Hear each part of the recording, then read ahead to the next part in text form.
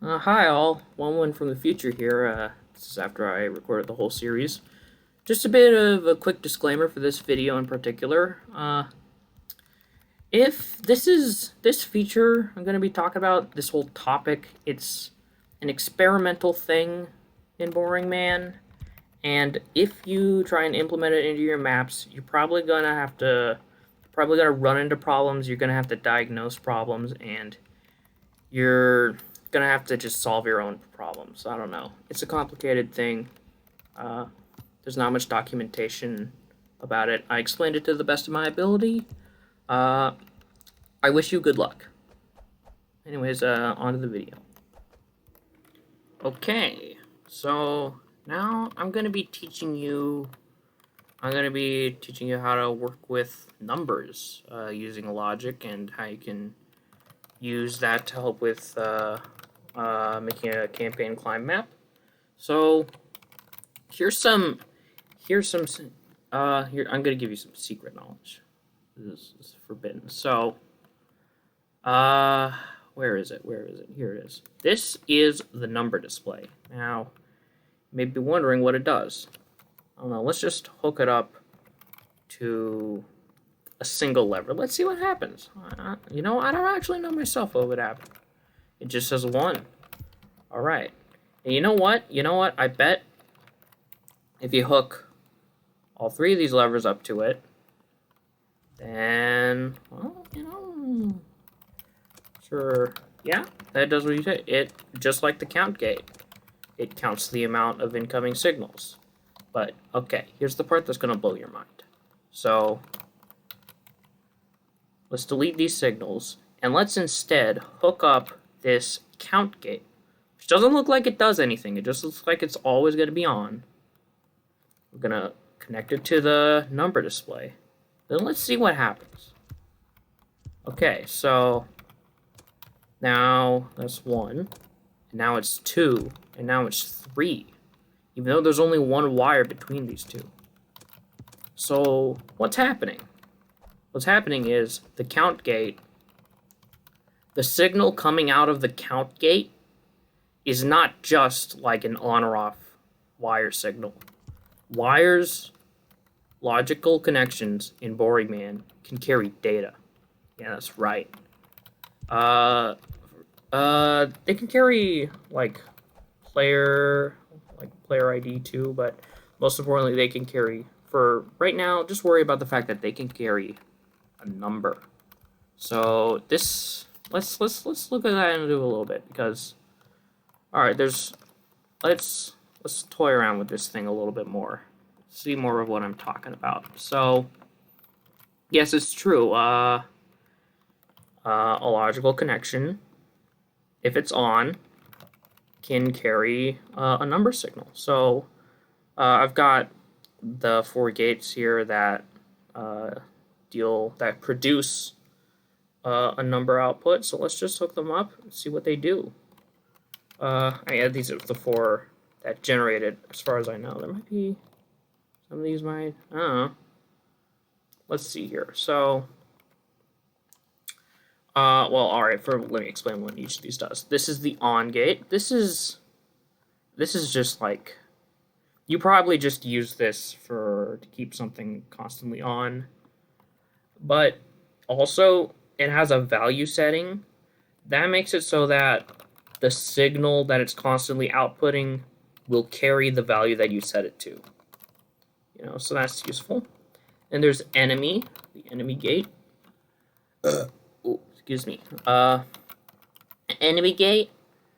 This carries the amount of enemies left in the level that are alive. I mean, the amount of living enemies. And the player gate, first of all, you can select some specific stuff here. Enemy group enemies. What's the difference between all and enemies? All right, well, so that's the enemy gate.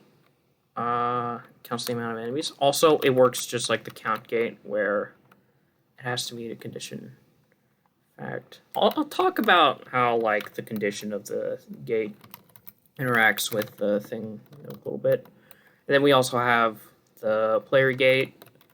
I assume this counts the amount of living players in the server. I'm not able to test it because this is testing is offline.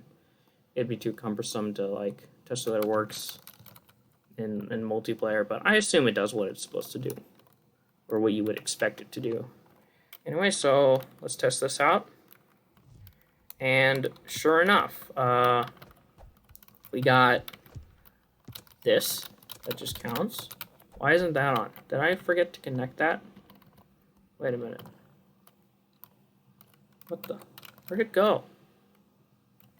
Huh? Huh?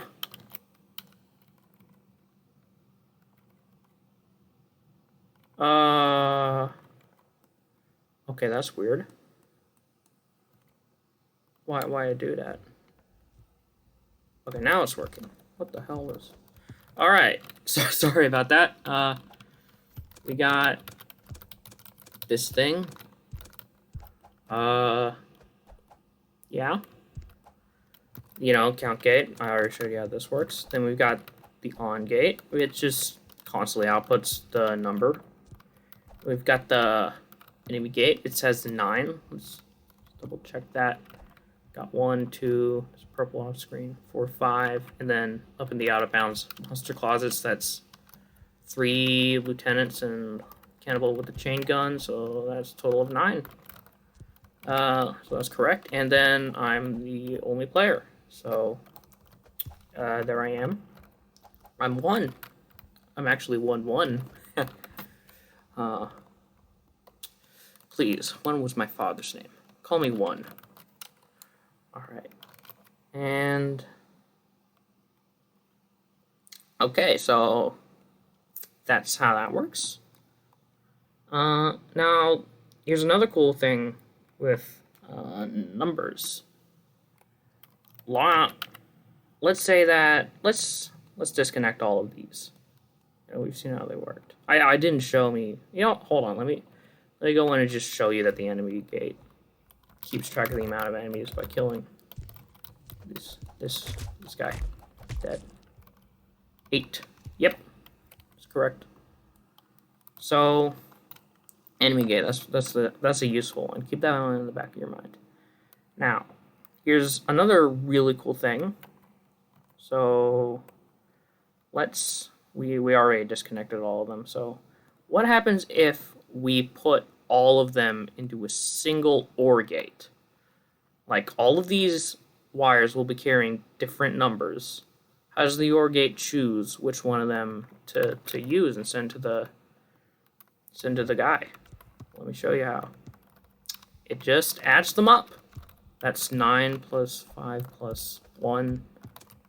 Yeah, it just, when you funnel multiple numbers into a single OR gate, then it will, you know, it'll just add them up. And I think the same thing works with an AND gate. There's one thing that I think is a little bit, you might be wondering, what if the wire is off? Well, a wire that is off just counts as a 0. So I hope that answers your question. You know, a dead wire will carry the number 0. Alright, and then one last thing that I should show you. What does this thing do? This is the star of the show right now. This is the calculate gate. So let's put that in. This, you can set an operation for it and a value. So you've got times, minus but opposite order, division but opposite order, addition. You know, you got all your good stuff. And what it'll do is it'll take the input signal,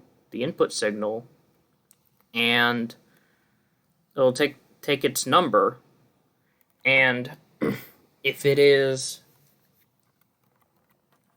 if the input number is, okay, it takes the input signal number and does the operation. So in this case, it multiplies the input signal by 3, and then it outputs it. And so it always starts at 15, and I say this is 45. Yeah, 45. See that in action. Boom. Multiplied by 3. It's fucking awesome. Let me punch out this guy.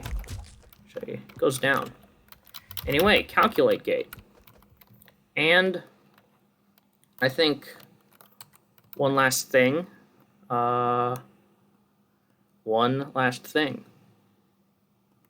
If you hook up the calculate gate to a count gate, then, well, let's do 42.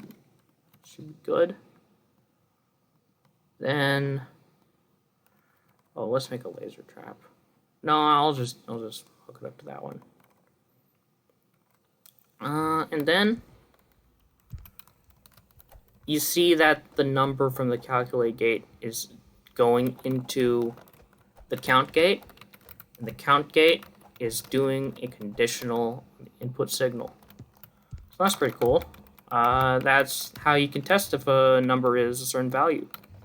So I'm just gonna kill him, and now it is equal to 42, and 42 equals 42, so we got 42 there.